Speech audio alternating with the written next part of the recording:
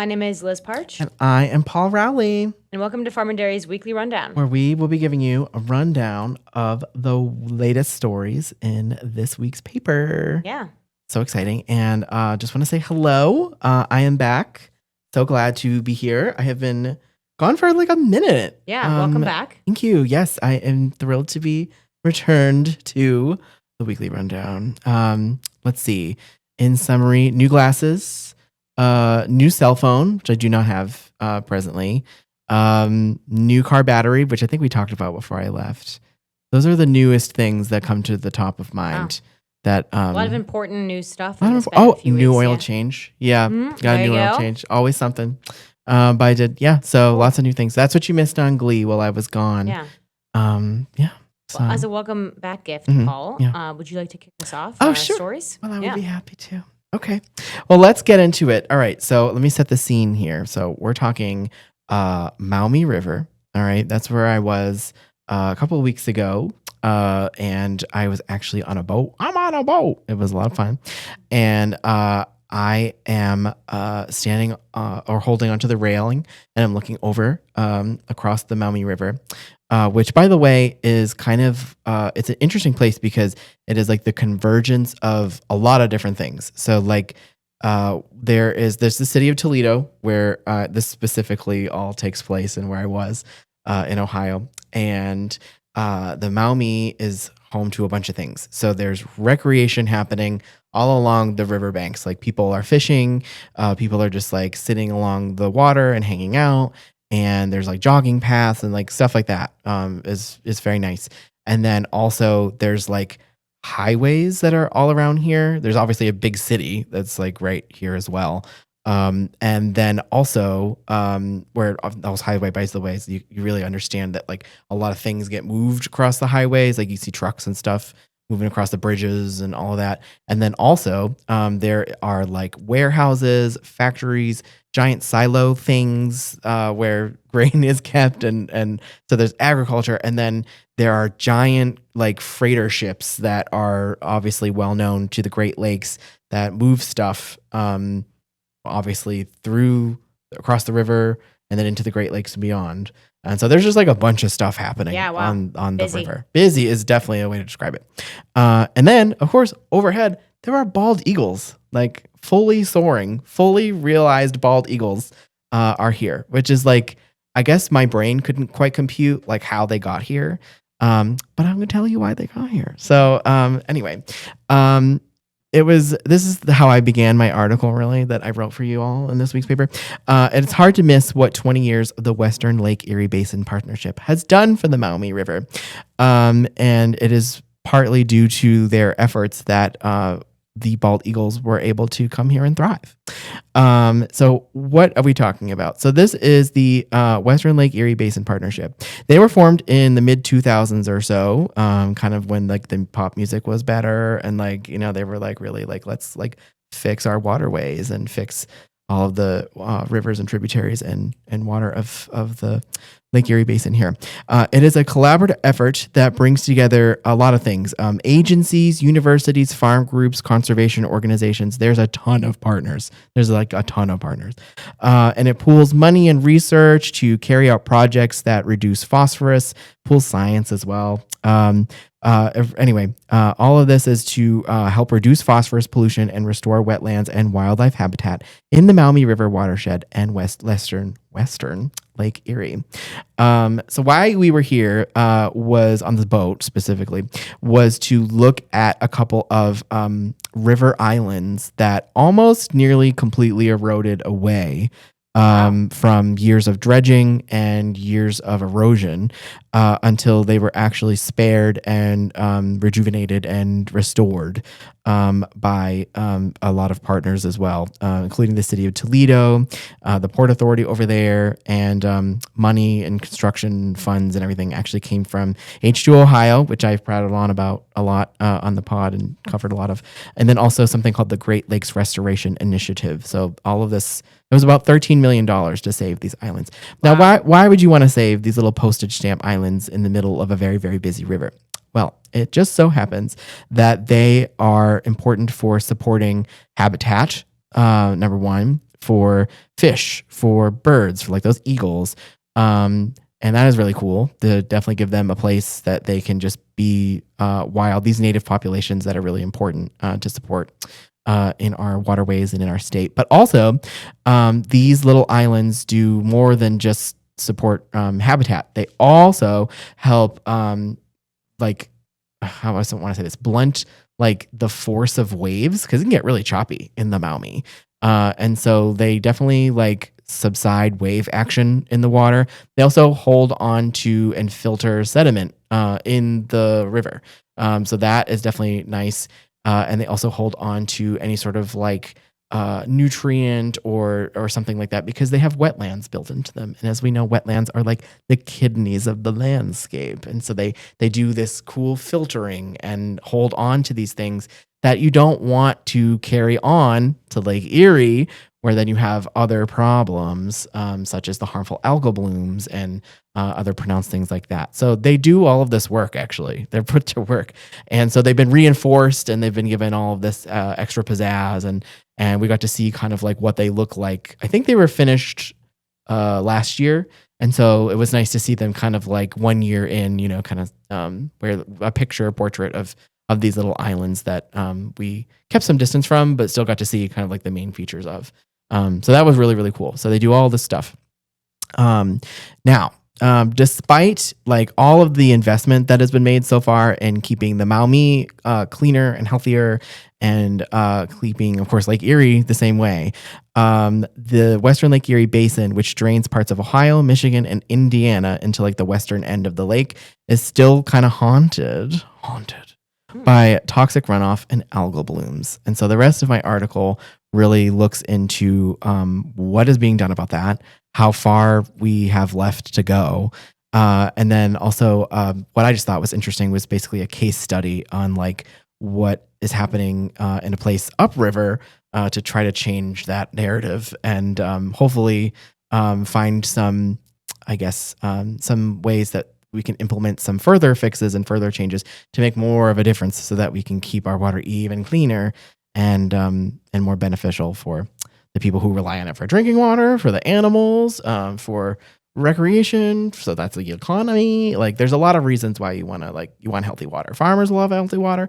People love healthy water. We all need healthy water. And so we're just trying to figure out how we get it. So anyway, if you want to crack that open, that is on the front page of the paper this week. Awesome. Yeah. Cool story. Thank you. So I do have a question for you. Please. So I guess I'm just curious because for me, like, Mm-hmm.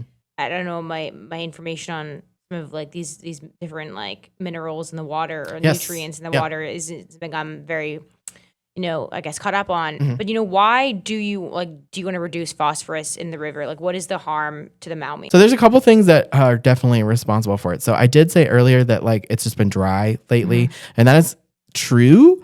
The past couple of years have been like statistically like drier than average. But what we're seeing actually that I failed to mention, and I'm glad you brought this question up, is that sometimes we've had these really giant precipitation events. So like, can you imagine just like currently, yeah. Yeah. And then like the past couple of years, like we've had these events where like it's pretty dry and then all of a sudden there's just this deluge of rain. And so that will like rush across all of these farm fields where farmers are just going ahead and taking care of their crops and doing what they do. And which is all fine and good and everything, except all of a sudden you have this event where there's just like this rush of water that eventually makes its way across the fields, into tributaries, into rivers, into the Maumee, into Lake Erie. And so it delivers at one time like this huge load of nutrients that will be like the often the main cause of like some of these harmful algal blooms. So the weather events they're different really than we didn't used to get weather like that here. It used to be more consistent, like, periods of rain, and then they weren't so severe, but now we're like into the severe stuff. The phosphorus itself, I want to go out on a wager here, maybe, which is like not so great, but the harmful algal blooms did not really happen like in the 90s. Mm-hmm. They weren't really that big then. I think they were really minuscule and then all of a sudden they started like blowing up in the 2000s. And so like I think that's attributable if many conversations that I've been a part of or been attending or anything like that. Like it's just because like the scale of farming has gone way up, and like there's a lot more farming operations than there were even a few years ago, like all in the basin and beyond. There's, Ohio, for just Ohio's sake, is an agricultural powerhouse. And so there's just more of it happening. There's just literally more sources of this phosphorus that are just being introduced into the environment. And that has then led to like all of this, unfortunate, like the green scum on the water that people might see on the rivers and in the lake as well. It's that bloom that's being supercharged by all this phosphorus. And there's a specific type of phosphorus, which is called dissolved reactive. That's not the total name. I can't remember it right now. But it gets really complicated and like granular. But basically, I'm generalizing a bit to just say like, phosphorus be doing all this. So. Yeah, and then I guess from there, like algal blooms, then hurt like aquatic life and aquatic life. Yeah. Dogs can be put in danger because like they'll like lap up the water. Seals, and, seals. I think I saw like videos of them having like seizures. or something. It's scary. Yeah. And then is what happened in Toledo in 2014. They had a drinking water crisis because of how this interacted with the treatment plant over there, and so. And that was, which hasn't happened since, but that was very scary, and they don't like to talk about it that much. No, but I mean, isn't that kind of funny how like when something actually happens to more than just like other animals on life, when it happens to us humans, it's like, then people start paying attention. I mean, that's usually how it is with the natural world, is we tend to care more about ourselves than. But wow, that's really interesting. Yeah, it was cool. Cool story, Paul. It was a good time. Yeah, so it must have been cool seeing the islands too. Did you get like some good photos? And I did not. Yeah, I'm sure. It probably would have been hard because you probably need like a big zoom lens, and I don't know how close you guys got. Like, was there like a limit to how close you guys could get? Or I'm sure that there was. I was not piloting the boat. I'm sure that there was like in the interest of like not bringing a boat too close to. I don't know what the depth is like there or something like that. So we had an expert and a very responsible and talented captain of our vessel, but whose name was Paul, actually. Oh, cool. So the Paul's got it. But I have a lens, and it was a much longer one, and I really did want to pick. There really were like a lot of bald eagles. It was really cool. You could see them with your bare like eye, like, oh my goodness. But I didn't have the proper lens to like capture their, Yeah, it's hard. You had to have the right equipment. Yeah, so I left it in the car. Awesome. Shoot. Yeah, that's it. Cool. Well, I have a story for us. Okay. So this week I wrote about an executive order signed by Pennsylvania Governor Josh Shapiro that orders the Pennsylvania Department of Environmental Protection to only consider data centers in the state if they adhere to his grid standards. So what is that? Known as the Governor's Responsible Infrastructure Development, Shapiro released full grid standards in May that aim to protect energy affordability, promote transparency and community engagement, support workforce and economic development, and strengthen environmental protection. So basically, essentially, it's just a standard that four core standards is what it's trying to impose upon data centers. Nice. So these come amid, this comes amid dozens of data center proposals across the state, as we well know. We've talked about this so many times in the podcast and reported in the paper here that these data center proposals are happening across our region that will fuel artificial intelligence. These data centers consume millions of gallons of water. They take up hundreds of acres of land. And use large amounts of electricity, which has really led to a lot of local and statewide concerns in every state we cover over energy affordability and water and land usage. So Pennsylvania Farm Bureau President, I think his name is Tommy Nagel. I somehow forgot to put his first name, so if I got that wrong, sorry. But he applauded Shapiro's executive order for ensuring farmers in rural communities are not asked to bear the cost of data center development. However, he did note that there needs to be more work to be done to protect farmland. So this is a quote I'm going to read from him. He said, "We are hopeful that the governor and the Pennsylvania Public Utilities Commission will take additional action to protect agricultural land from unnecessary transmission lines and other infrastructure needed to support data center development, including safeguards against the use of eminent domain to take farmland for projects that primarily serve data centers." And that's what Nagel said in a statement. And that's kind of in reference to I'm not sure if a lot of our readers remember the Marl transmission line that we wrote about earlier this year that is set to run through some farmland in Fayette County to power data centers in Virginia. So there's, and then there's just a lot of concerns. Rachel, our editor, brought up too, when you have new data centers supplying their own energy sources, then there's going to be pipelines, and where are those pipelines going to go? They're going to run through places like maybe even farms, and then eminent domain can be is sometimes used to be able to essentially power this thing. So there's a lot of concerns there that the Farm Bureau president raised. But to get to the executive order, what did the executive order do? So under the executive order, if a developer does not adhere to grid standards, the DEP will not consider data center permit until all local approvals are secured. The Pennsylvania Department of Revenue will also not grant a tax exemption under the Computer Data Center Equipment Exemption Program guidelines unless the data center project meets grid standards. The executive order so outlined these grid standards, including, which I'm going to name a few of just some of the things it outlined. It is banned the use of non-disclosure agreements in connection with data center projects. It requires data centers to submit annual electricity and water consumption reports, mandates that data centers pay for all interconnection costs, orders the DEP to identify and assess whether updated environmental regulations are necessary to reduce emissions. And it also it orders the DEP to expedite permitting of clean energy projects and data center development on brownfield sites and other industrial sites, which we're kind of already seeing an interest in brownfield sites on data centers, both federally and statewide. Wow. But yeah, so Shapiro also announced that he is removing all artificial intelligence data center projects from the Pennsylvania Permit Fast Track program. And he said that moving forward, those data center projects will not be even considered through this program. So yeah, it seems like right now he's taken a really big stance on data centers because it's he has released the grid standards before, but now this is basically indicating like we will not even consider you if you don't have the grid standards. But this comes at an interesting time because last week. This follows coverage from Penn State's Ag Progress Days, where I wrote about the annual Farm Show's new robotics village. That was a huge focus of the annual farm event. And the robotics village featured technology powered by artificial intelligence. So it was a really proud moment for a lot of people there. At the event, officials from Penn State, the Pennsylvania Department of Agriculture, Team Pennsylvania, and the Robotics Factory, which is a Pittsburgh-based company that like kind of funds different projects, like innovative prototype robotics things. Anyways, but they announced a partnership called the Keystone Ag Tech Alliance, which will entail listening to farmers' problems and coming up with solutions via ag technology, conducting research and experiments on prototypes in the field, and connecting with industry leaders who can make these investments possible.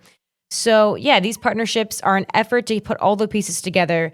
According to Troy Ott, who I talked to, he's the dean of Penn State's College of Agricultural Sciences, and I talked to him at the Keystone Ag Tech Alliance ceremony on August 11th. So that was, 2 weeks ago? Yeah. Now, wow, crazy. I know.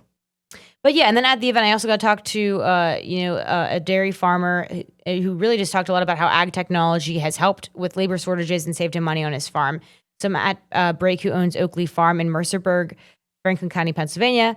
He runs it with his family, and he's now using robotic milkers, robotic feeders, manure, and a manure vacuum, which has really just opened up, time for the family. He was able to get a second part-time job, and it's just relieved a lot of the stress of the family labor, allowing them to really just, like I said, have more family time, which has been a huge asset to him and his farm. So I bring this up in both of these stories because I know usually we don't cover last week's story. We didn't talk about last week's stories. Obviously, if you watched last week's video, we made that kind of clear. But yeah, so it just really interesting, this intersection, both how, Pennsylvania is clearly taking its stance on two different things at the same time, right? We have, we have essentially the Department of Agriculture saying, technology powered by AI is the future of agriculture. This is what they made it very clear that we want this to be the future of agriculture. While at the same time, the governor is kind of taking this approach of, we want data centers, but only if you follow our rules and our standards. And they're both connected, without data centers, you can't have artificial intelligence. Yeah. And it's kind of interesting, both of these things happening at the same time. So yeah, it'll be interesting to see. I think Pennsylvania specifically has really been putting a lot of its feet in the water in terms of robotics and AI, and then also data centers, so. Wow. That's cool. I saw a Facebook post about the data centers of it all and like specifically the executive order. I was interested to hear your thoughts on it, actually.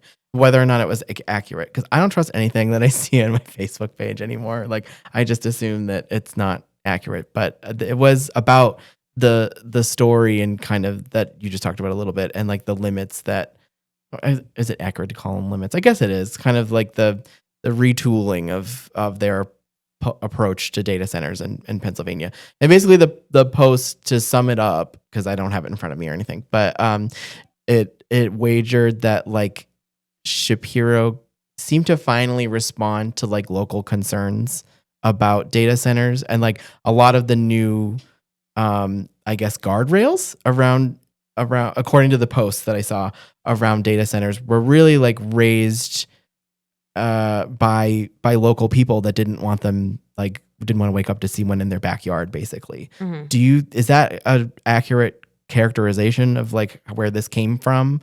That local people really finally got the attention of the governor, and then this happened? Or is it like, were they stewing on this for, you know what I mean? Like, it was like, this was like underway the whole time.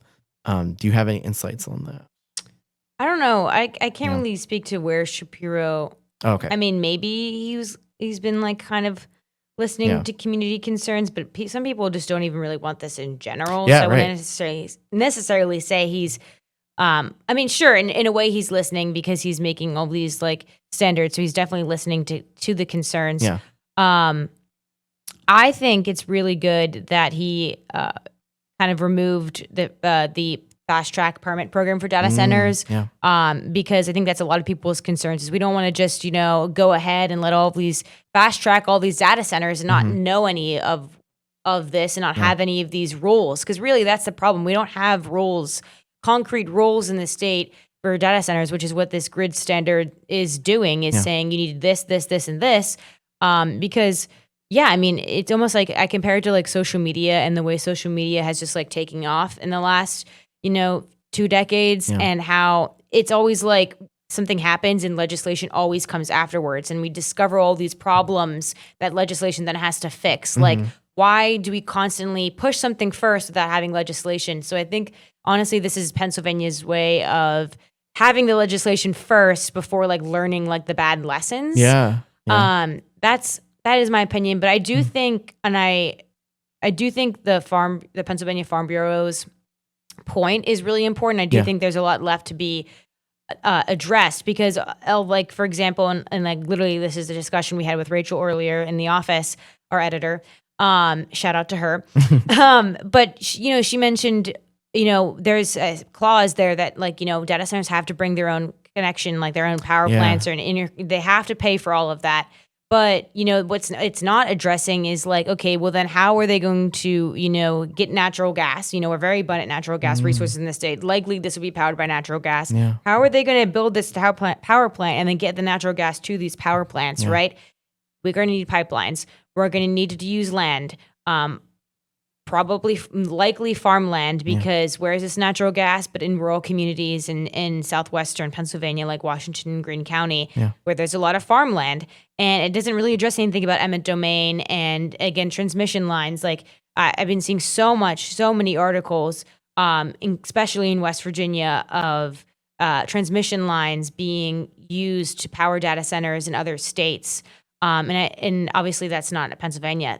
Pennsylvania's not going to address that. But I guess I'm using that as a point to say, that Marl is supposed to be the Marl transmission line is, I don't think there's any word out yet about whether it's been approved, but it's happening. I guess currently it's being debated. Whether that will be allowed to run through Fayette County, West Virginia, Fayette County, Pennsylvania, which could hurt some of farmland if people want to read that previous story.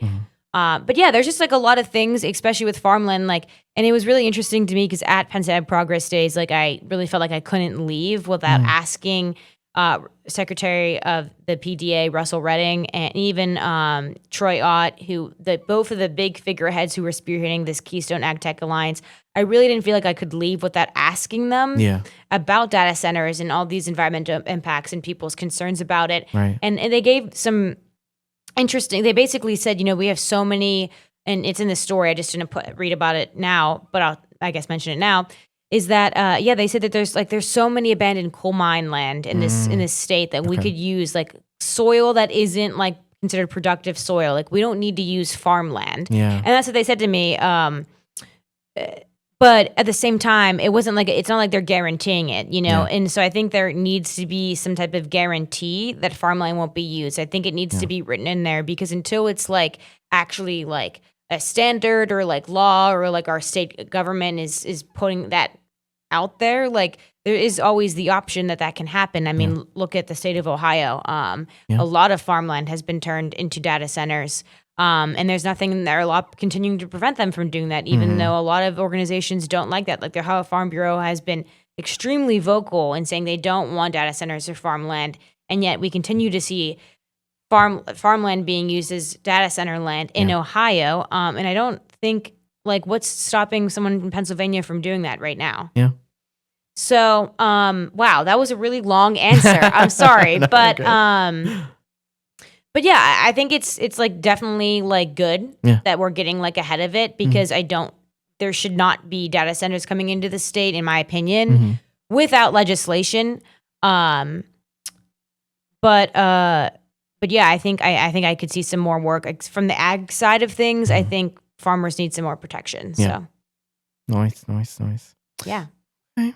Well, Yeah. thanks for sharing. Thank you. I think that's it. Yeah, I think that's it, for the week. honestly. We've really, But you guys can read the full stories at farmanddairy.com, or you can find your local newsstand and pick up a copy of the paper for yourself. Yes. And we really appreciate you guys tuning in. Yes. And we will see you next week. Yes. Bye for now. Bye.